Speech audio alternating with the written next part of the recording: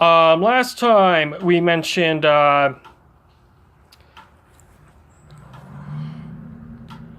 we were showing a Midnight Bliss cover, and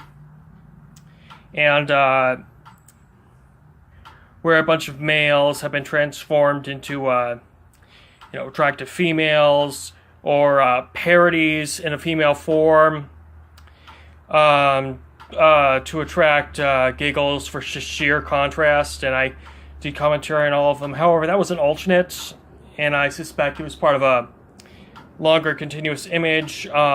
Midnight Bliss is one thing Darkstalkers is very famous for, and I'm really not sure how they could do it proper in a fighting game today. I just, you swap out CGI models. It's just with a massive cast. That's a whole lot more memory, isn't it? I mean, I'm looking at what they did with Jedediah in Marvel vs. Capcom Infinite. Rather than having him transform into blood to attack, they have him summon purple sludge to attack. I suppose that works better. That's cheaper on RAM, and now that they're adding story modes, they gotta be cheaper on RAM. Am I using the correct word? RAM? But about this cover, I actually really like it. It doesn't have the problem I had with the main cover of the last one, where it was an excellent gill image with Jeddah in front of or over it, not really blending proper with it.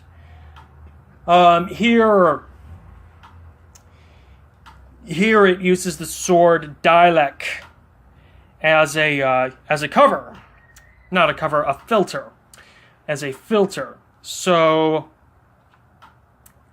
that allows to show highlights and how similar Donovan Bane and Akuma, or Goki, if you're from Japan.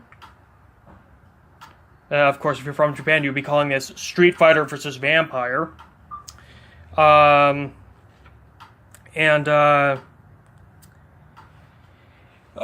context, Donovan Bane is the strangest and most unique Dhampir I've ever seen in any media. If you thought Blade's evolution from pseudo-traditional Eastern European folklore in a fair, unofficial sequel to Bram Stoker's novel through the lens of a New Orleans street musician, well, that's quite a mouthful on its own, into the Daywalker from Spider-Man the Animated Series and the Wesley Snipes movies, was strange. You ain't seen nothing yet. Initially, they were going to go much more traditional than that, but then Donovan was going to look like Vampire Hunter D, who was at the time a very popular character, who had the vampire hunger like Blade, but none of the other weaknesses, and immortality, but none of the other weaknesses like Blade, except, so they went Far Eastern and made him into a monk, made Donovan into a monk, which actually works pretty well. The self-enrichment and the meditation and the philosophy majors aspects of Buddhism actually helped him contain his demon, which is a lot more intense than anything Blade or D had to deal with. He physically transforms. The beads he's wearing here and here, which are actually realistically kind of the same size as what Goki took as a trophy from his master Gotetsu.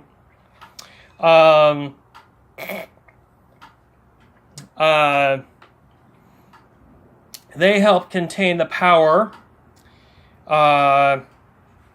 of his sword Dialek, and Donovan transforms into a bat-winged creature. According to Udon comics, it happened when he was a young man, and that's how he decimated his old village. Quite a way to discover the consequences of your mother having sex with a vampire. And despite the whole matricide thing, I don't think I just dissuaded any housewives from wanting to get it on with Lestat or Edward or even Dimitri. Or maybe they saw the Midnight Bliss cover and they want to stay like that last time. If that's the case, I thank you for your viewership. Speaking of,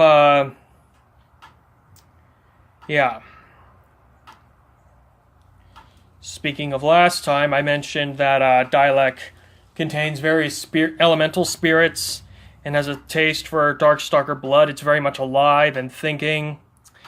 If you don't have a handle or a grip on Dialek's personality, Dialek will destroy you.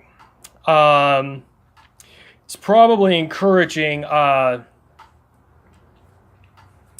Donovan's eventual succumbing to his dark side.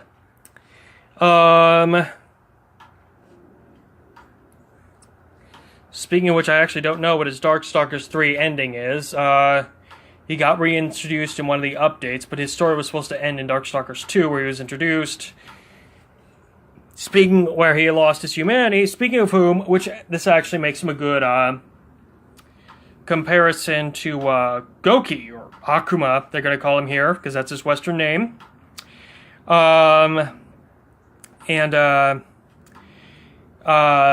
Donovan fights to retain his humanity. He has something he never asked for that he was born with. Goki pursues a demon art, an assassin's art that transforms him gradually into a demon, and he seeks to become powerful at the cost of all other things. These two are actually a yin and yang to each other. Now, I haven't actually cracked open this book yet, but I'm very interested to see how they interact. They need Goken's Satsui no Hado to open a portal so that non-Anslin can come in, such as Donovan and Anita, or Amanda in her original North American release name, but they went back to the original, thank you, and called her Anita. And that's all I have to say on this.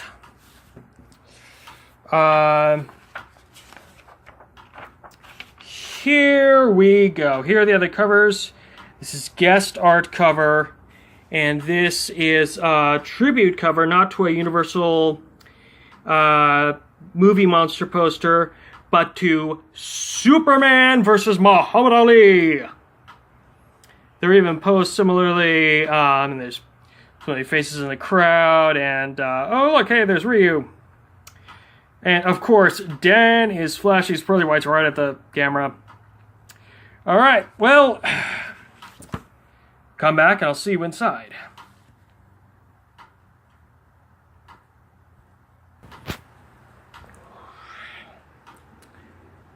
Alright, I'm going to give a quick nod to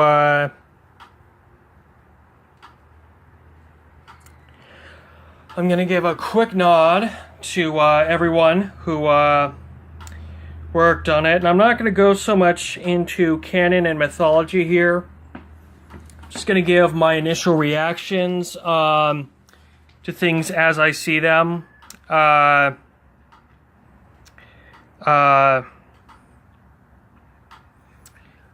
This is a quick narrative from Chung-Li about her childhood, and this seems to follow on top of existing Udon take of Street Fighter lore, because that is a Geki ninja.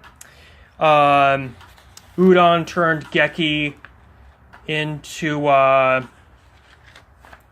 instead of a single ninja, as he was in the first Street Fighter game, into an entire clan of ninjas. And,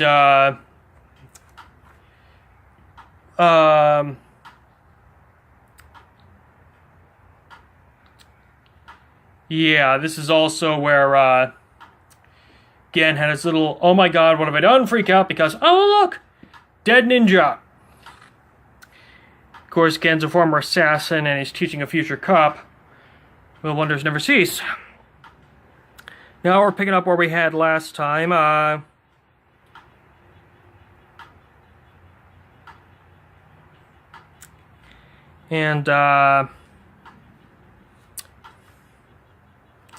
Alright,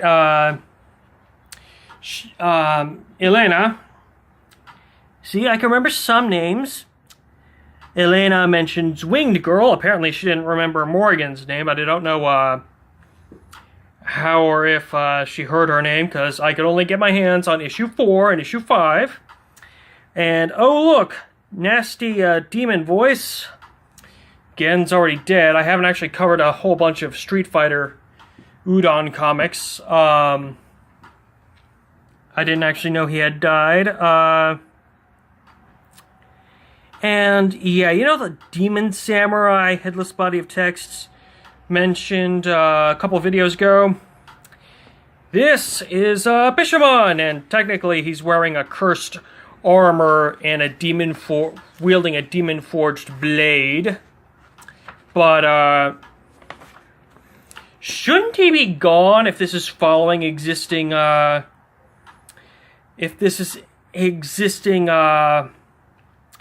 Darkstalkers lore? Anita did away with him as her role as Deus Ex Machina last time.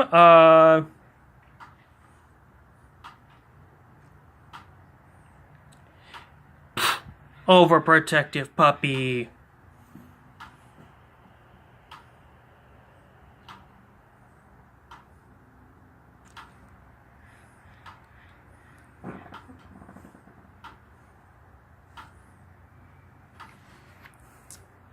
Victor's a sweet little kid version of a Hulk in these writings. That's just super endearing.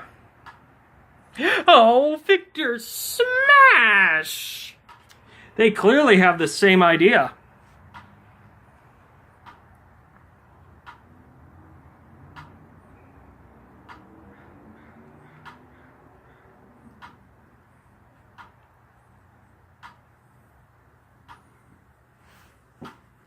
Okay, he's an Amazon chaser too, except he'll take from whatever sex or gender, and he's chasing for a snack.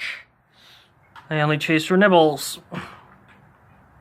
Probably shouldn't mention nibbles when there's a stomach mouth with very large teeth opening up and releasing a bunch of warrior souls. No wonder I can't get a girlfriend.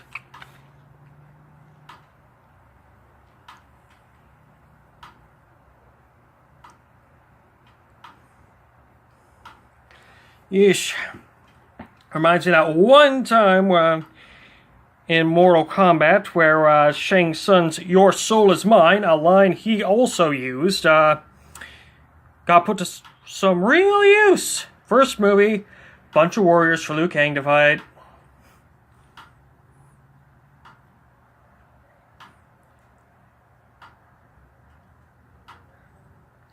And the furry mentions no one's gonna be your pet.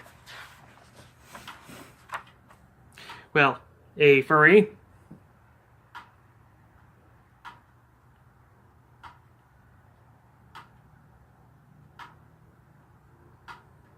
Ah, yeah, they're in the Majigan, and that's a gathering of souls, so they've got Gen's soul. In the American cartoon, he surfed his beads, but in the games and the comics, he surfs his blade. I think if you're taking a child with you, the beads look safer. They spin around and form a platform.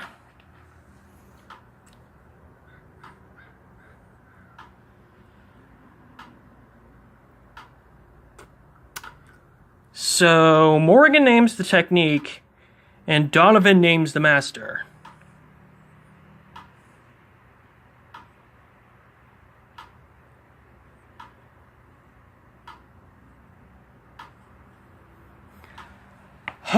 So there is room for actual demonic lore and potential and demon stuff within canon of Street Fighter. I know it's a stretch calling it canon. Oh, see what I meant last time about transformation and likeness to Akuma? Show some emotion, girl. Donovan got himself nearly killed twice to let you feel again.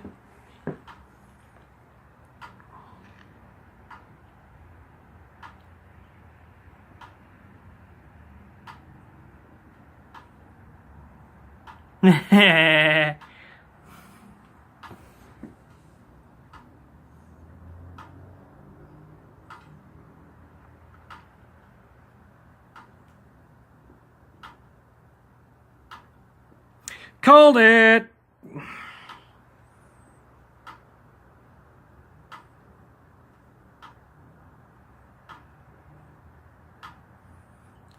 How is it that training that's taken so many years can be typically completed so rapidly to do the magic funny thing in the nick of time? Why do I suspect that this predates the Karate Kid and their infamous montage techniques?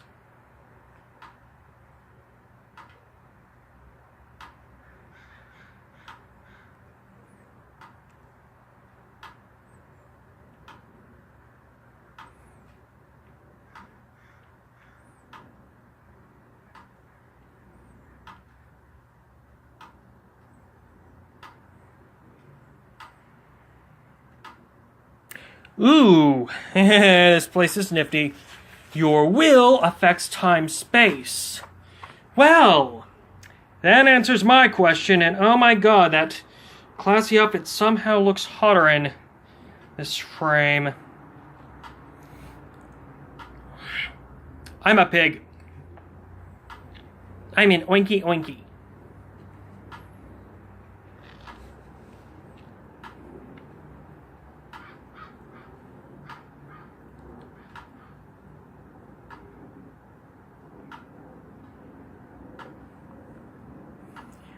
Okay, we're reaching 9, and I want this to be small enough to fit on my daily motion account. There's going to be a shift back to Donovan and Akuma finishing their business in the next video. And seeing as how there's going to be succubi in that scene, I feel it is only appropriate in my socially out-of-touch way to say, tap that like button, tap that subscribe button, tap that share button, and if you have any comments, tap the comment button. Welcome to part 2 of chapter 5 of the my coverage of issue 5 of this crossover. This is the second issue I was able to get my hands on. Speaking of issues I can get my hands on, it doesn't say which issue of Street Fighter Unlimited Akuma had his humbling defeat in. Great. It was on stands when I was out shopping for this. Would have been nice to know, but now I don't even know where to go back for. So yeah, Akuma's in battle frenzy. His beads are breaking off like he's about to go Oni Akuma. And you're asking for his help in the middle of a fight? When a fight has already begun?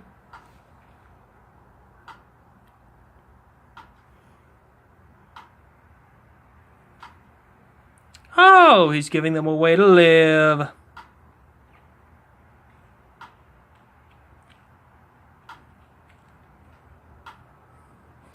Heh. Oh, I know she could absorb souls and information, but now she can transfer it too.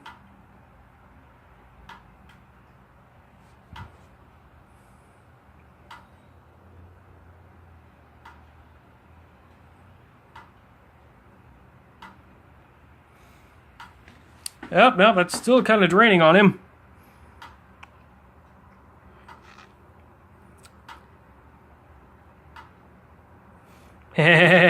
Fetus of God. Oh, that was issue 7 on number 7 best and number 7 worst on a list of fighting game stages.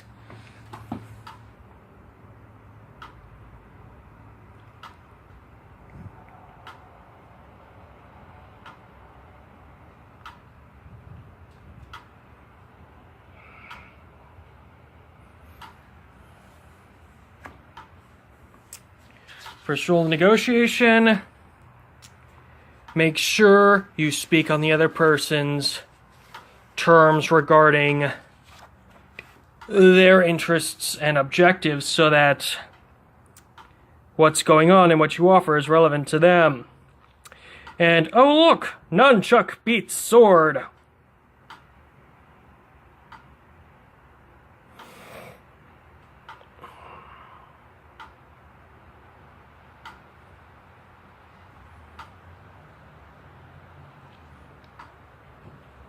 Huh. No blood and he's pierced. No wonder the armor Hanya wants him so much. Splat instead of smash.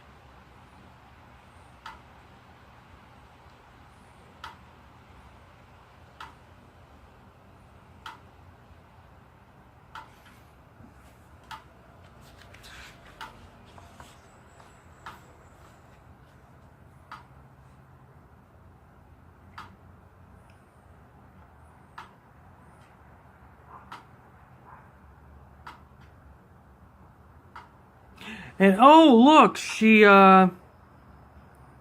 transfers into her old outfit. Somehow. Instead of her new alt. Alright, well, I'm glad to see that another work to be continued, and we're going to be covering supplemental shorts later.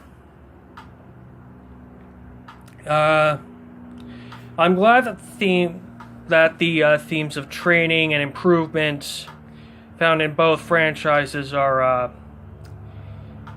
found here. I noticed that since Felicia's style is instinct, and she focuses more on her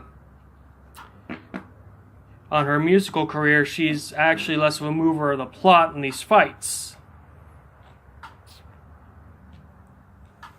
After being exercised last time, see my video on that, Ken's more holding his own than affecting things. I don't think I saw Zangief, even though he was there in the previous issue wrestling with Ken, even though given his tier that's not surprising. Sagat's obviously having no trouble, because Sagat is the original boss in the entire Street Fighter franchise. Glad to see him. I don't quite like the idea of him completely written out. And Elena, this time, is not actually lifting everything on her shoulders.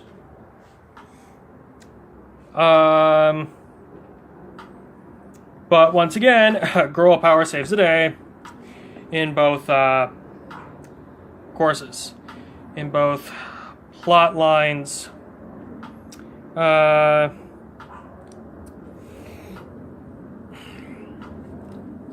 Curious to see what